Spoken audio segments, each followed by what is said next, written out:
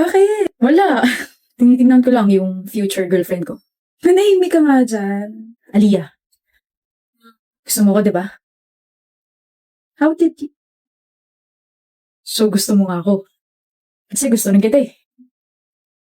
S- Seryoso? Kinikilig ka, no? Kung gano'n, pwede ba kitang ligawan? Pwede. Pwede. Blake, bakit hindi ka na nagsasalita dyan? Sabi ko, tara na. Sorry babe. Ganda mo kasi. Ganda ng girlfriend ko. Hindi pa rin nakasanay na tinatawag mo akong girlfriend. Babe, masanay ka na kasi pagsisigaw ko sa buong mundo na mahal kita. Corny mo. Nako, mukhang maririnig ko yata yung mga salitang yan palagi ah. Lover boy kasi ako eh. Lover boy mo mukha mo, tara na. Kunilig ko lang, tara na nga. Ali ang mga tropa ko si Bruno at si Jane. Hi. Ano ba? Sorry, hi Aliyah, I'm Bruno and it's nice to meet you. Ganda mo pala, no? Ganda ko pala? You just look different sa photos. Oh, I realize hindi siya yung babaeng pinakita mo sa akin nakaraan, Blake. Shut up. Hindi naman ganito yung mga tipo mo, bro. Joke lang. Huwag ka mapikon, Aliyah. I'm just kidding. Sir lang ako, Blake. Sumana ba kita? Hindi na. Hindi ko gusto yung inaasal niyo, ah. Bro, nagbibiro lang to si Bruno. Kalala mo naman siya, diba? Chill. Just shut up and don't you ever disrespect my girlfriend. I'm glad na hindi tinolerate yun ni Blake. Ganito pala yung feeling na ipagtanggol yung isang girlfriend. Corny ang kinikilabutan ko. O naman, tinabahan ako sa asal mo. Kala ko seryoso ka na. Actually, kung hindi ko siya girlfriend, nakiride na ako sa mga pinagsasabi niyo eh. Alam mo, tama ka naman, Bruno eh. She's not my type. Alam niyo naman kung sino yung major type ko, di ba? Yung volleyball player sa school natin.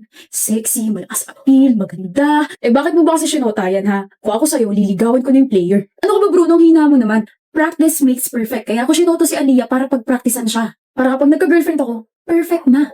Nothing personal. Aliyah, anong ginagawa mo rito sa bahay? Sorry, hindi na ako nakapagpaalam na pupunta ako rito ha. Hindi ka kasi nasagot sa mga chats tsaka calls ko eh. Kaya tinanong ko yung mga friends mo and sabi nila may sakit ka raw. Here, I brought you some homemade lugaw tsaka tea. Ano to? Bakit ako biglang na-guilty? Bakit parang may biglang nakabara sa lalamunan ko? Bakit parang gusto kong sabihin na kaya ako hindi nakakapag-reply dahil busy ako sa bagong babae ko? Pwede bang pumasok? Nandito kasi sa loob yung ibang family members ko kaya hindi pwede, love. Next time na lang ha. Sige, pero kainin mo to ha para gumaling ka na. Oo naman, kakainin ko to. Salamat, babe. Update mo ako, babe ha. Aliyah? Mahal, nandito ka pa rin. Sabi ko naman sa'yo umuwi ka na, di ba? Kasi may practice pa kami. That's a lie. Walang practice na nangyari. Gusto ko lang makipag-hangout sa mga babae ko. Hindi mo ba nabasa yung chat ko? Sabi ko hihintayin kita kasi ayoko umuwi mag-isa. 9 PM na, don't tell me hindi ka pa nakakapag-dinner. Aliyah naman. Tara, kain tayo. Galit ka ba sa akin? Bakit kanina mo pa hindi kinakausap? Aliyah, I love you. Totoo yun. Nagising na lang ako. Siya na yung una kong iniisip. Yung mga matatamis niyang ngiti, her soft stares, and her gestures. I just found myself falling in love with her. I said I love you, Aliyah. Bakit mo lang ako tinititigan? I'm trying to read your eyes, your expression, your face, your lips, if nagsasabi ka ba talaga ng totoo. Ha? Inaalala ko rin kung alin ba sa mga kilos mo at saka sa mga sinabi mo yung totoo o hindi. What are you talking about? Nasinota mo lang ako para pag-practicean ako. Man, practice makes perfect. Kaya ako sinoto si Aliyah para pag-practicean siya. Gulat ka ba? Alam ko yun? Baka mas magulat ka kapag sinabi ko lahat ng mga kalokohan mo, alam ko rin. Nakada may sinasabi ang bibig mo, nakada kumikilos ka. Patago ako naiiyak kasi puro kasinungalingan ng lahat. I learned how to love you. Mahal kita! Dapat hindi yan yung sinasabi mo, Blake. Dapat tinatanong mo na bakit for 10 months hindi ako nakapag-break sa'yo kahit alam ko naman lahat. Tinitignan ko kasi kung hanggang saan at hanggang kailan ka magsisinungaling. And then one day, I just felt na totoong mahal mo na talaga ako. Of course, I was so happy. Aliyah, mahal na talaga kita. Pinagsisihan ko na yung mga ginawa ko before. But it was too late, Blake. Kada sabi mo, na mahal kita, Aliyah. Lumalabas na yun sa isa ko pang tenga at pumapasok sa isa ko pa lahat ng mga kasinungalingan mo. Tiniis ko lahat. Sana hindi ka nalang umamin. Sana hindi mo nalang ako niligawan. Sana hindi mo nalang ako pinagpraktisan. Aliyah, I love you. Hindi na kita mahal, Blake. Na kita mahal. That's impossible. Then why are you still crying? Because I never forgive and forget, Blake. Yung mga luhang to. Mga galit yan. Masakit ba? Shh. Huwag ka na umiyak. Gumanti lang naman ako. Nothing personal. Mahilig ako mag-recycle pero kung ikaw rin lang naman, wag na. Don't you ever ask for a second chance kasi wala na rin namang chance na balikan ka. Tanggapin mo na tong dalawang cheque, 500,000 each yan. Tulong ko na sa iya. Mrs. Trinidad, hindi ko po kayang tanggapin yan lalo na pat binigyan niyo na ako ng 100,000 sa account ko. Lex, salamat po. You made my daughter so happy. Kaya ayan, bilang pasasalamat sa pagpayag mo sa kasunduan nating magpanggap kang mahal mo ang anak ko. Mrs. Trinidad, matagal ko na po talaga mahal yung anak niyo. Binayaran ka para mahalin ako? Nak! Daphne, mapasok ka muna sa loob, please. Mag-uusap rin naman tayo eh.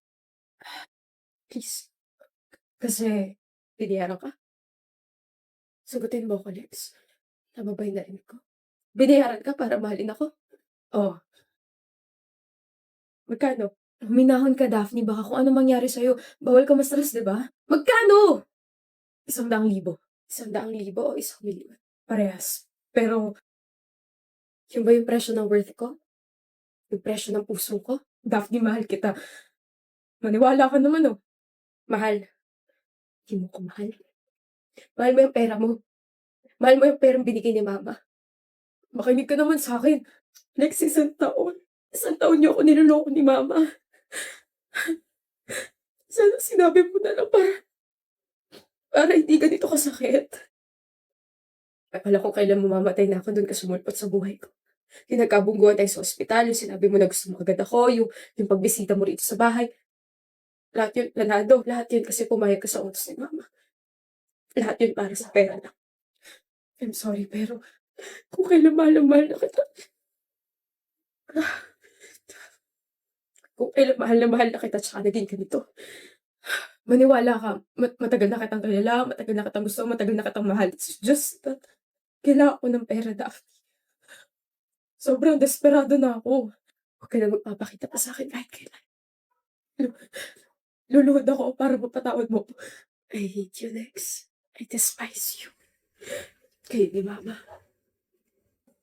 Please, Daphne. Mrs. Trinidad, ano pong ginagawa niyo rito? Sorry po kung naabutan niyo pa ako sa ganitong estado. Nga po pala, successful po yung naging operasyon ko. Maraming salamat po talaga sa perang binigay niyo. Nandito ako para humingi ng tawad sa'yo. Inatake ka pagkatapos niyo mag-usap ni Daphne nung gabing yan. Si Daphne po ba? Hindi niyo po ba kasama? Galit pa rin po ba sa akin? Pagkalabas ko po rito sa ospital, magsasorry po ulit talaga ako sa kanya. Lex? Po? Nandito rin ako para sabihin. She's gone. Oh, my daughter's gone, Lex. After her successful operation, she died. Pwede ko ba siyang dalawin? Huwag niyo po hahayaang makalapit at mahanap ako ni Lex dahil kinasusuklaman ko siya pati ang ginawa niya sa akin. That was her last words. I'm so sorry, Iho. He's very healthy na anak. Rado ka bang gusto mo nang itatak sa kanya na patay ka na? Mamamatay din naman po ako. Mas masakit kung makikita niya pa akong unti-unti mawawala sa kanya. Mas okay na, napatuloy ko na yung koneksyon namin dalawa. Galit ka pa rin ba kay Mama, anak? Galit ako sa mundo, Ma. Galit na galit ako ngayon sa mundo. I survived. Akala ko mamamatay na ako dahil malala talagang sakit ko and decided to stop my medication dahil nawala na ako ng pag-asa. Flatline pa ako nung huling sugod sa akin sa ospital but the doctors and nurses saved me. I woke up crying because I felt like God gave me another chance to live my life again. Pero kahit na anong gawin ko, may isang kulang sa buhay ko. Si Lex. I tried my very best na wag siyang hanapin sa social media. Paninindigan ko talaga na patay na ako sa buhay niya. Lex! Nagkatinginan kami. He's looking straight into my eyes. Pero sarili ko lang talagang niloloko ko. Hindi akong tinitignan niya. Anong tinitignan mo, Habi? Oh, ang ganda ng painting dito sa restaurant na to. You wanna buy another painting? Pwede? Isa lang Yes! Tara, upo na tayo. Hindi kailanman dadapo ang kanyang mga mata sa akin. Dahil matagal na akong patay. 1 month after Lex's successful operation, my body and my heart finally gave up. Namatay ako habang natutulog. Parang hinintay ko lang na tuluyan nang gumaling si Lex bago ako nawala. And then mas pinili na lang ni Mama na itago yung totoo kay Lex because that was my last wish. Lahat ng mga sinabi ko kanina, it was all in my head. I created those memories because at some point, I want to feel alive again. 4 na taon pero nandito pa ako. I chose to stay here to look after him. To look after my first and eternal love. After everything we've been through. Masaya ako na masaya ka ngayon, Lex. She finally left, pero mamaya babalik ulit siya to look after Lex. 4 na taon na pero nandito ka pa rin, Daphne. Gusto ko sabihin kay Lex na nakikita kita pero ayoko. Dahil kapag ginawa ko yun, baka iwan niya ako because you will always be his first and greatest love. Yes, miss. Nakidnap po yung kapatid ko. Upo ka muna. Tumawag po sila sa akin kagabi. Hello? Hawak namin kapatid mo. Ha? 50,000. Isasauli namin siya sa inyo. Siyempre nagpanik po ako. Binigay ko kaagad yung 50,000 na hinihingi nila pero hindi pa rin po nila sinauli yung kapatid ko. Tapos, ano nangyari? Sabi niya isasauli niya na yung kapatid ko. Di ba nagbigay na ako ng pera?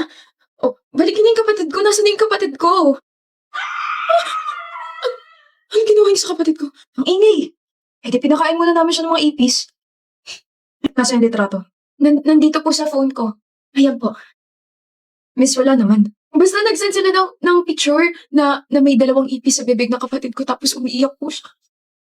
Please, tulungan niyo na po ako. Tulungan niyo na po yung kapatid ko. Tutulungan ka namin. Tapos sinulat ko po yung pinagsendan ko ng pera. Ito po yung bangko nila. Dito po ako nag-send. Action na agad namin. Tumawag ba sila ulit?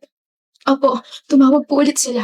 Ano sabi? Dagdagan mo yung 50,000. Gusto namin, 500,000. Saan po ako kukuha naman? Tanga, edi sa mga magulang mo. Nasa probinsya po kasi sila. Please, isauli niyo na po yung kapatid ko. Gusto mo bang patayin namin to, ha? Wag po! Wag po! Lia! My sister screamed. Okay? Sumigaw siya. Tapos parang yung sigaw niya, sobra siya nasasaktan, gano'n. Tapos nag-send ulit sila ng photo. May sugat sa binti si Lia. Hiniwa nila yung binti ni Lia. The photo? Ito po. Saan na? Andito lang po yun. Sinave ko yun. Wait lang po. Miss? Wait. Di pa po ako tapos. Alam mo ba nagtaka tumakas yung kapatid mo? Po? Napakabilis niyan tumakbo. Napagod kami pero tatanga-tanga nga lang. Anong ginawa niyo sa kapatid ko? Eh di binali namin yung isang paa niya. Sinigurado namin na hindi na siya makakalakad ng maayos kahit kailan.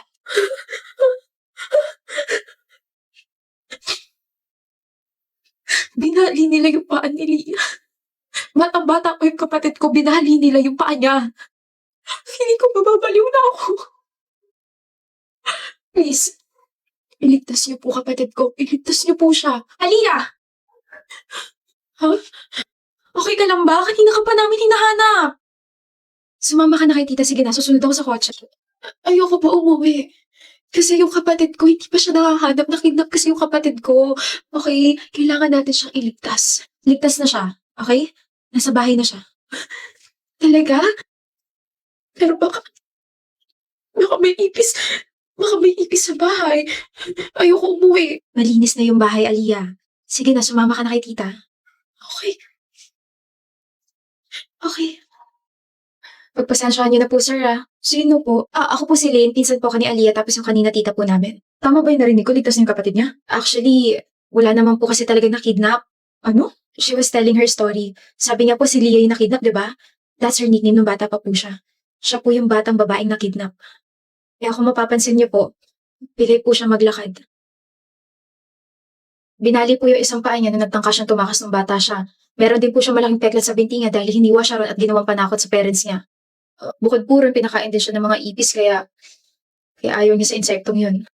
Nalocate naman yung mga kidnappers tapos nabalik yung pera binigay ng family namin pero yung trauma binigay nila kay Alia. Sobrang lala na hanggang ngayon dala-dala pa rin po niya. Pagpasensyahan niyo na po, ha. Sinubukan naman namin siya ipagamot pero bumabalik pa rin siya sa dati. Kapag nangyari po ulit to, hayaan niyo lang po siya magkwento tapos tawagan niyo po agad kami, ha. Sige. Sige po, mauuna na po ako. Pasensya na ulit.